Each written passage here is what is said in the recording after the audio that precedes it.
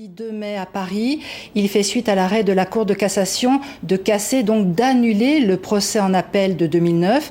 À l'époque, Yvan Colonne avait été condamné à la prison à perpétuité assortie de 22 ans de sûreté. Pour l'accusation, Yvan Colonne est l'homme qui a tiré sur le préfet Erignac le 6 février 1998. Il est incarcéré depuis juillet 2003.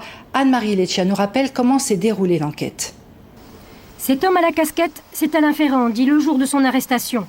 Plusieurs membres du commando Erignac et leurs épouses étaient arrêtés en même temps. Durant la garde à vue, ils avouaient accuser Yvan Colonne d'être un membre du groupe et le tueur du préfet. Le 23 mai, Yvan Colonne allait s'enfuir, non sans avoir d'abord parlé sur TF1. Le nom de sa famille avait été cité dans un article du journal Le Monde, avant même les aveux du commando. Alors peut-être qu'on a le profil des gens qui sont responsables de cette action, mais on n'y est pour rien. En dépit de la fuite du suspect Colonne, l'arrestation du commando était présentée comme un succès. Il aura pourtant fallu 15 mois d'investigation, plus de 600 interpellations. Longtemps, les enquêteurs s'étaient enlisés en privilégiant la piste agricole, avec la mise en examen de Marcel Lorenzogne et de Mathieu Finidor. Puis ce fut la piste intellectuelle. Vincent Andrioutz et Jean Castelat avaient été acquittés après 6 années passées en prison. Retard, brouille entre services et juges antiterroristes qui ne se communiquaient pas les informations. Il n'y a pas eu une enquête sur l'assassinat de Claude Erignac, mais plusieurs. Celle officielle, de Roger Marion et de la police, celle officieuse, des gendarmes ou du préfet Bonnet. Informé par un certain Monsieur Corté, il avait transmis des noms de suspects à sa hiérarchie sans être écouté. En 2009, au procès en appel d'Yvan Colonne, on avait appris que Bernard Bonnet n'était pas le seul à avoir eu un informateur. Didier Vinolas, le haut fonctionnaire de la préfecture d'Ajaccio aussi.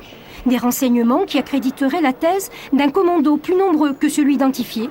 La défense d'Yvan Colonne avait voulu se servir de l'événement. Les membres du commando ont menti, nous le savons maintenant. Ils ont menti lorsqu'ils ont impliqué Colonne. Ils ont menti très probablement pour protéger des tiers qui restent à ce jour non identifiés. Ces avocats veulent démontrer le vide du dossier.